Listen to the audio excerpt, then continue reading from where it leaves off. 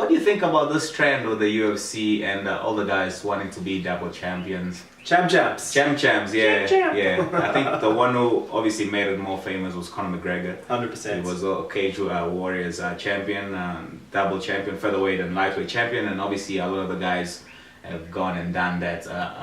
You know.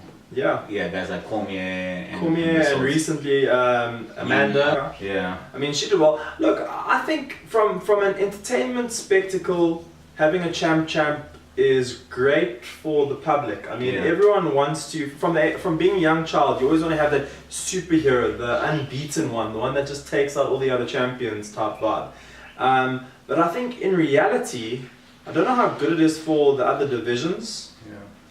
Because you end up getting these champs and they don't want to take fights with other guys, and it really restricts the other divisions. What are your thoughts? That is very true. I think it gets frustrating for the other fighters, obviously in the organization, whereby you know that this guy has to defend the two titles. Then that's why I look at Conor. He didn't defend the title. The title was taken from him. So it's a bit frustrating for the division, but it's obviously good for the promotion because then they have this superhero vibe that you mentioned. So I think in the UFC that's worked well for Conor, but obviously now he's been taking his belt away, and he obviously lost now his fight against Khabib. But it's good for the show, and that's like you say, that aura for invincibility, and not just becoming a champion in one division, but in many other divisions. So it's great, you know. I think, but in the long run, I think it's not sustainable. Because you can see now, look at Cormier now, he's not a light heavyweight champion anymore. 100%. I mean, from a practicality standpoint, none of them end up, you know, on a regular basis defending both of their titles. I mean, they end up relinquishing one, or they fight at the one and they don't fight at the other. I mean, it's not really practical. And with the dangers of weight cuts as well, I mean, in my opinion, well, look, although the levels aren't too drastic. But I sort of believe that you should fight in one particular like weight class, which is more comfortable for you. I think a safer way of doing it would be weighing the fighters on a regular basis before the upcoming fight to ensure that these drastic, dangerous weight cuts aren't done. That's just my personal opinion. In the UFC, I think they have certain programs in place where you have a few weeks you have to weigh in and keep your weight down, and a certain percentage of your weight. And I remember when Canelo fought Floyd Mayweather as well, they had to make certain deadlines for his weight so they didn't have that drastic weight cut. In the UFC now, they actually have quite a few companies that assist the fighters with these weight cuts, but with South Africa being so small on that sort of scale, I mean, I don't know if that sort of professional assistance is there. I mean, some of these young up and coming guys are winging it. It's so dangerous. I mean, we have a lot of guys that fight it as amateurs. They don't even know the process of cutting weights, or why you do one, why you do two. And they wonder, okay, why do you walk around 70 and you fight at 61? Why don't you just fight it, let's say, at 70? Or, you know, they don't understand how the sport is. I think so that people can understand better, not just the fighters, the general public, because then when they see you so skinny one day before the fight, and the following day you're massive, you're like 5 to 10 kilos heavier, then people are like, how come this guy was so ripped and now all of a sudden he's this big? Sure. Yeah, so that's the safety first though. I mean, in the long run. I mean, gee whiz, it's your life. But I think but as humans we tend to like look at the short term, especially when we want to gain something. A lot of guys cut too much weight, and not having to cut so much weight comes to an advantage.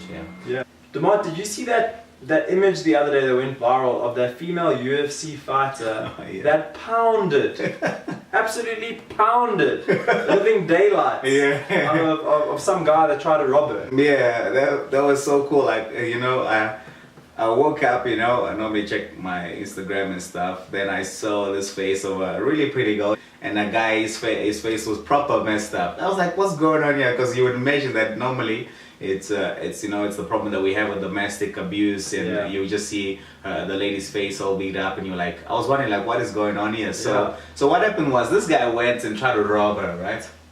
And then she thought maybe he had a gun or so she's trying to see if he had a gun or not. So apparently she like threw like two punches and a kick, and he dropped. As he dropped, rear naked choke the guy. Just something out of a Hollywood Yeah, movie. exactly. You know, Gee jiu-jitsu whiz. saved that. I don't know. Then after the rear naked, if the guy actually temporarily passed out or not. Yeah.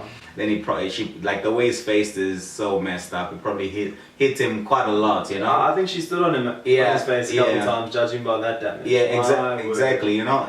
Also with ladies, they must understand that certain things will work in a real fight. Yeah. It's not that self-defense stuff that you see in these kung fu movies. There, it's so unrealistic. But And all these fake karate masters Yeah. posting these videos on the internet. yeah, Where if someone attacks you here, you grab them there, yeah. and everything's okay. It gives them such a false sense of confidence, don't you think? It's very, very important to realize, you know what, that if you have a decent skill set, you know, the basics right, keep your hands up, you know, if someone has got a knife, run away. I mean, it's very unlikely that you'll be able to fight someone with a knife, with that aggression, and be able to stop, like some of the stuff that you see on social media in terms of defending against knives attacks. It's really unrealistic. Bad. To be honest, so Bad. run away. I think the best thing is to run away. Yeah. I see that a lot of women more in overseas and in the Americas, and they have different understanding and different perspective of jiu-jitsu and wrestling and boxing and kickboxing, where they don't mind training with guys. They understand that it's a sport, but I think here in Africa they still have this idea of no, don't touch me. The comfort zone Yes, thing. exactly. I don't want Yeah. anybody in my space. You know, we have this strange thinking, not realizing that something like that can save your life. You know, look at her. Who knows what could have happened if she didn't, you know, defend herself. 100%. So, And I think if most women stood up in the society that we live in, there'd also be less victims potentially. Yes, yeah. You know? Yeah. But I mean, it's just crazy. And I think also for a lot of the guys out there, there's so many guys out there that have got that sort of, especially from a fighting standpoint, they've got that false sense of confidence where they drink and then they go and fight people in the clubs and they think they're cool. And why, like, there's so many guys that look for fights. Don't do it. It's not worth it. And I've learned, you know, I had quite a few experiences throughout my life. Not for me, and luckily that I've seen people. You know, there's guys that always want to look for shit. You know, and there was one other guy actually in our school that almost died. He tried to cause a fight and he tried to get with another guy's chick. Then the guy came to me, he's like, hey, you, that's my girlfriend. Then he's like, no, what are you gonna do? Let's go outside. Oh, he thought the guy was gonna fight him, took a knife and stabbed him, almost died.